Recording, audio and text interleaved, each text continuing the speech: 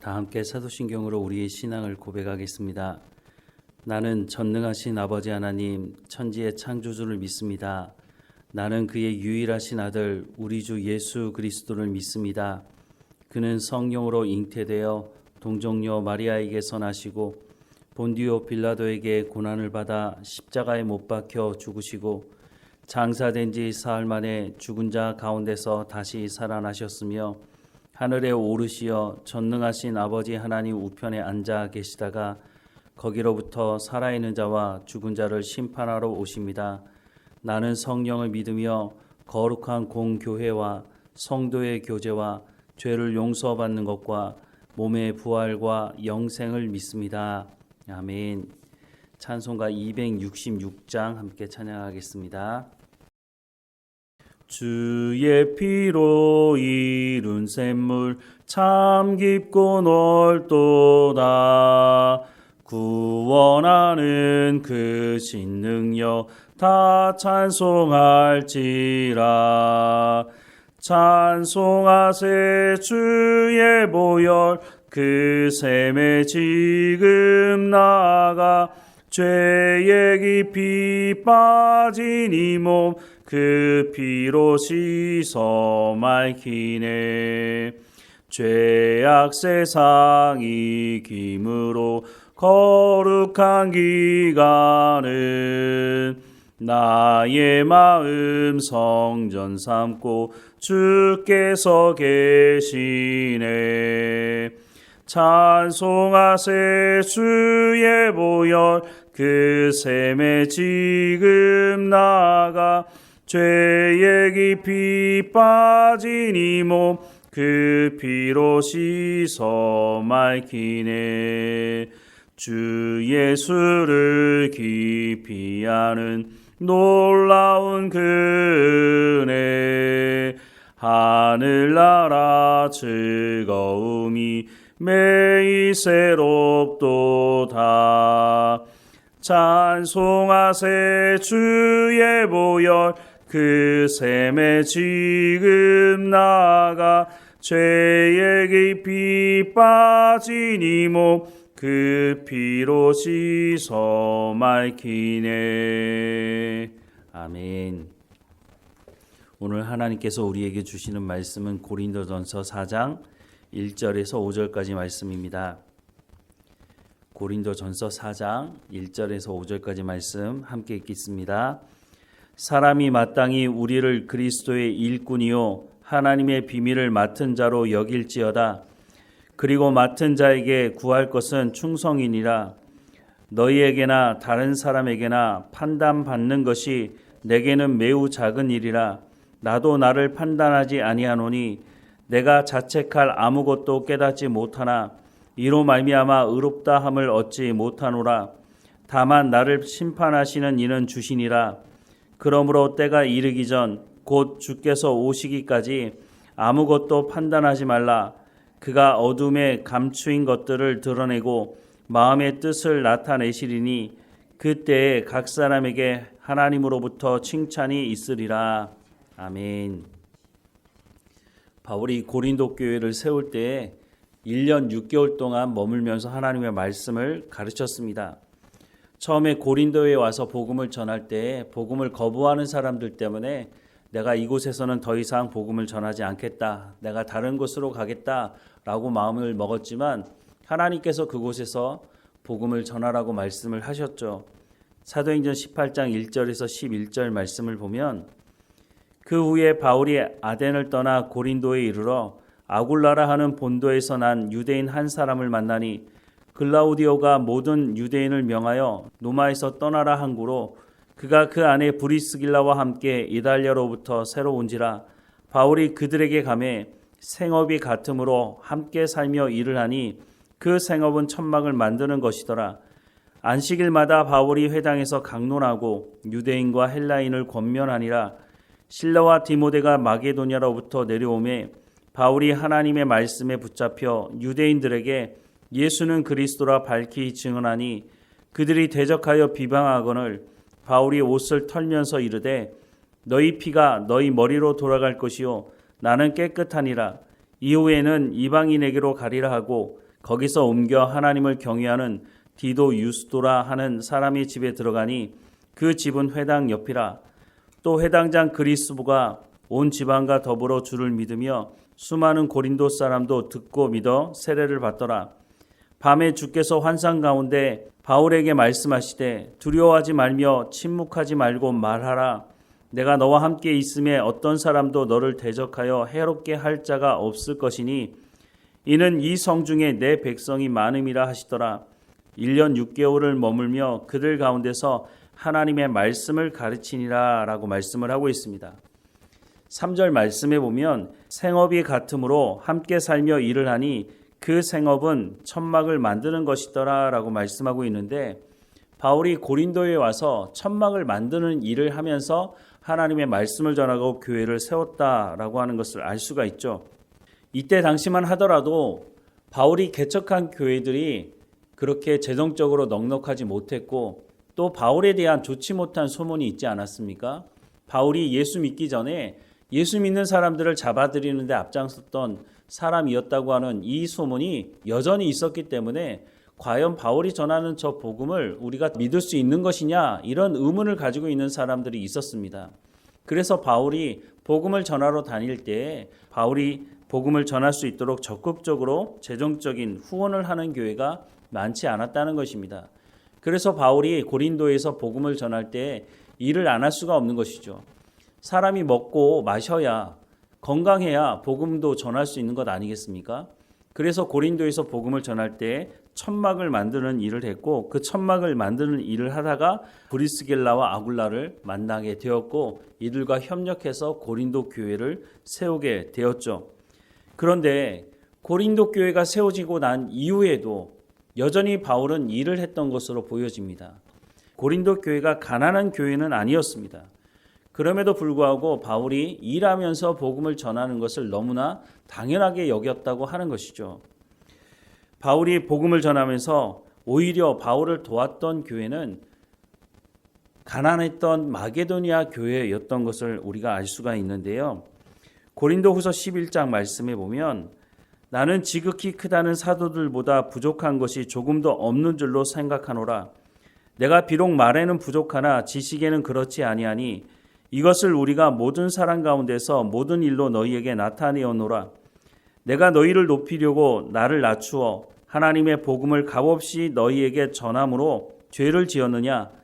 내가 너희를 섬기기 위하여 다른 여러 교회에서 비용을 받는 것은 탈취한 것이라. 또 내가 너희와 함께 있을 때 비용이 부족하였을 때 아무에게도 누를 끼치지 아니하였음은 마게도냐에서 온 형제들이 나의 부족한 것을 보충하였음이라. 내가 모든 일에 너희에게 폐를 끼치지 않기 위하여 스스로 조심하였고 또 조심하리라 라고 말씀을 하고 있습니다. 바울이 일하면서 복음을 전하긴 했지만 일하면서 복음을 전하다 보니까 일을 적게 할 수밖에 없고 그러다 보니까 생활이 어려웠다고 하는 것입니다. 그런데 마게도니아 교회 성도들이 이 바울의 사역을 자신들의 재정을 가지고 도왔다라고 말씀을 하고 있습니다. 그런데 고린도 교회는 마게도니아 교회에 비해서 상대적으로 부자 교회였음에도 불구하고 교회가 세워졌는데도 불구하고 여전히 고린도 교회 성도들이 바울을 재정적으로 돕지는 않았다고 하는 것입니다. 그래서 뭐라고 말하고 있습니까? 너희가 나를 도왔어야 하는데 너희가 나를 돕지 않고 오히려 마게도니아 교회 성도들이 나를 재정적으로 도운 것은 그것은 너희가 탈취를 한 것이다 라고 말씀을 하고 있는 것이죠. 그러면 좀 전에 말씀을 드렸지만 마게도니아 교회 성도들이 넉넉해서 바울을 도왔느냐? 그렇지는 않았다는 것입니다. 고린도후서 8장 1절부터 4절 말씀해 보면 형제들아 하나님께서 마게도니아 교회들에게 주신 은혜를 우리가 너희에게 알리노니 환난의 많은 시련 가운데서 그들의 넘치는 기쁨과 극심한 가난이 그들의 풍성한 연보를 넘치도록 하게 하였느니라.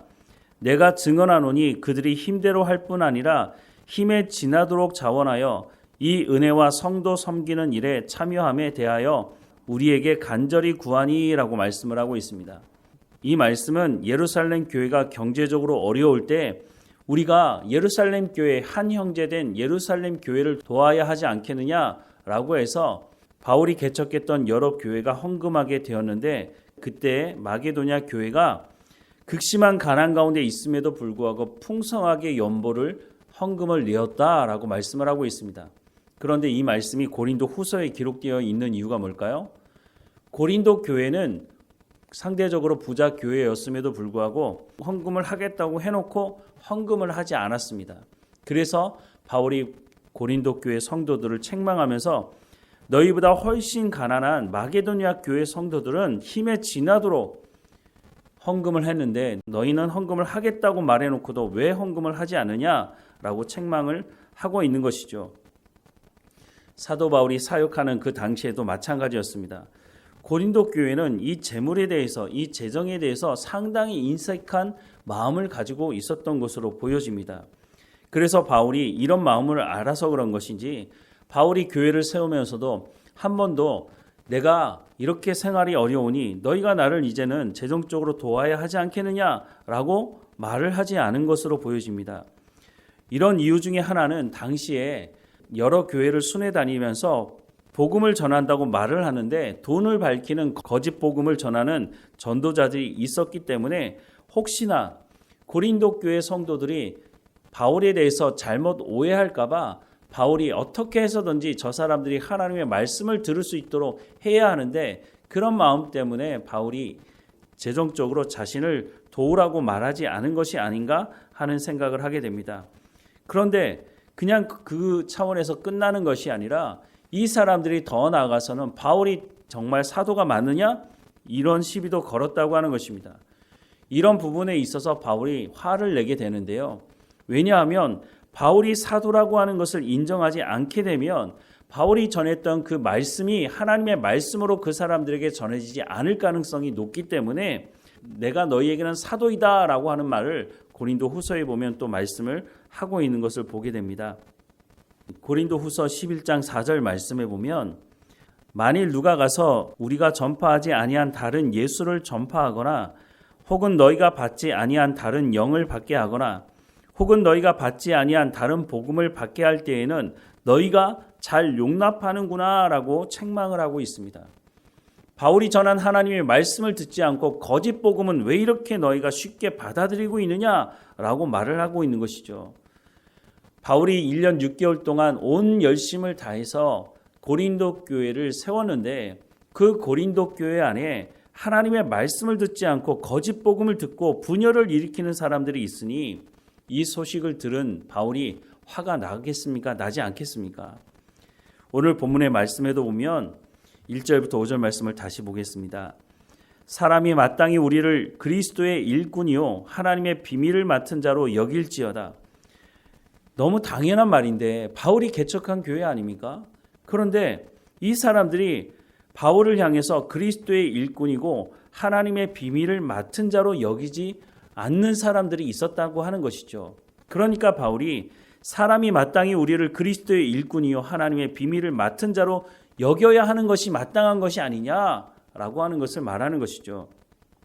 2절 말씀에 보면 그리고 맡은 자에게 구할 것은 충성이니라 라고 말씀하는데 여기서 맡은 자들은 하나님의 말씀을 전하는 사역자들, 즉 바울과 함께 말씀을 전했던 그 사역자들을 의미하는 것입니다. 즉 바울이 고린도 교회를 세울 때 충성스럽게 하나님의 말씀을 전하며 교회를 세우지 않았느냐라고 하는 것을 말하는 것이죠. 3절 말씀에 너희에게나 다른 사람에게나 판단받는 것이 내게는 매우 작은 일이라 나도 나를 판단하지 아니하노니 라고 말씀하는데 세번역 성경으로 이 말씀을 읽어드리면 내가 여러분에게 심판을 받든지 세상 법정에서 심판을 받든지 나에게는 조금도 문제가 되지 않습니다.